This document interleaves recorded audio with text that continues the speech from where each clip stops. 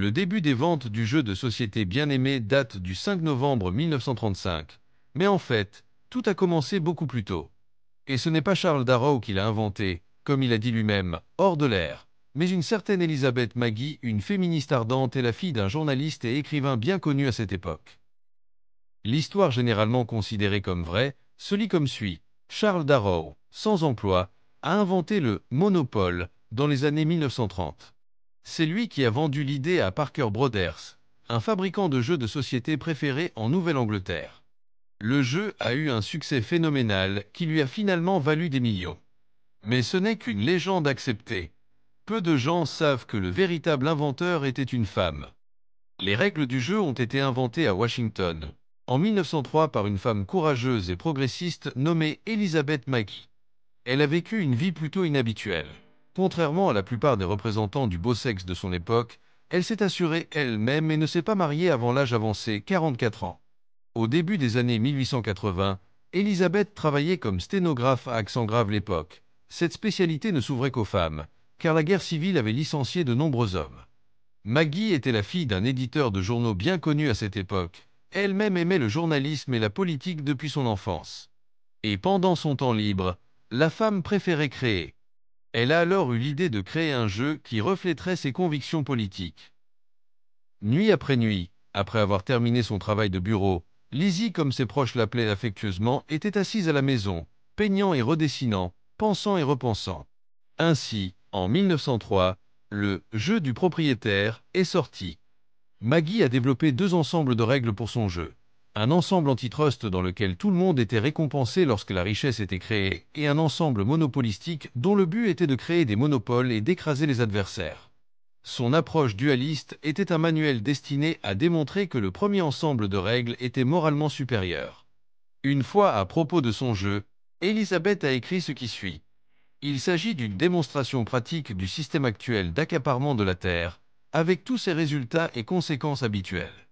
On pourrait bien l'appeler le jeu de la vie, car il contient tous les éléments du succès et de l'échec dans le monde réel, et le but est le même que celui de la race humaine dans son ensemble, c'est-à-dire l'accumulation de richesses. Le 23 mars 1903, Lizzie, à l'âge de 30 ans, a déposé une demande auprès de l'Office des brevets des États-Unis pour obtenir ses droits légaux sur le jeu du propriétaire. À l'époque, elle représentait moins de 1% de tous les demandeurs de brevets féminins. 2 ans plus tard, Maggie a publié une version du jeu via The Economic Game Company, une société new-yorkaise. Le jeu est devenu populaire parmi les intellectuels de gauche et sur les campus universitaires. Et cette popularité s'est répandue au cours des 3 décennies suivantes. Finalement, le jeu est tombé entre les mains de la communauté Quaker d'Atlantic City, qui l'a adapté sous les noms des quartiers locaux, et Charles Darrow l'a déjà découvert. À la fin de 1932, l'homme d'affaires de Philadelphie, Charles Todd, et son épouse Olive, ont présenté à leurs amis Charles et Esther Darrow un jeu de société sur l'immobilier qu'ils avaient récemment étudié. Alors que les deux couples étaient assis autour du plateau, lançant les dés avec enthousiasme, achetant des biens immobiliers et déplaçant leurs jetons dans les cases, Todd a noté avec satisfaction que Darrow aimait le jeu sans nom officiel. Il ne se vendait pas dans une boîte, mais passait de l'un à l'autre.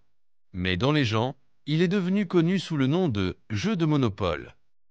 Un soir, malgré une longue introduction au jeu, Charles Darrow, au chômage et désespéré d'argent pour nourrir sa famille, demanda à Todd une copie écrite des règles.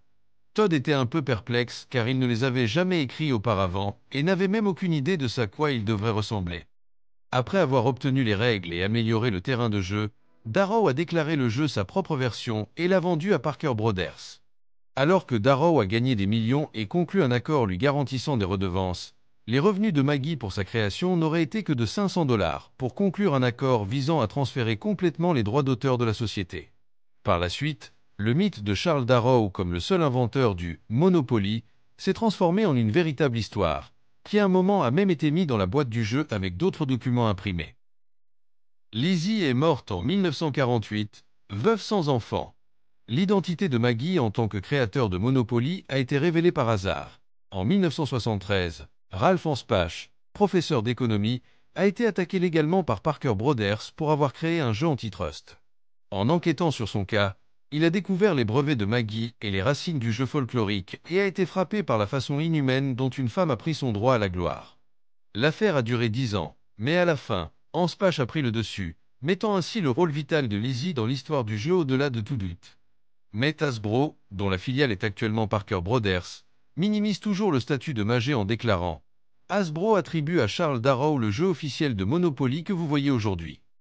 En outre, sur le site officiel du fabricant, la chronologie de l'histoire du jeu remonte à 1935. C'est leur vérité.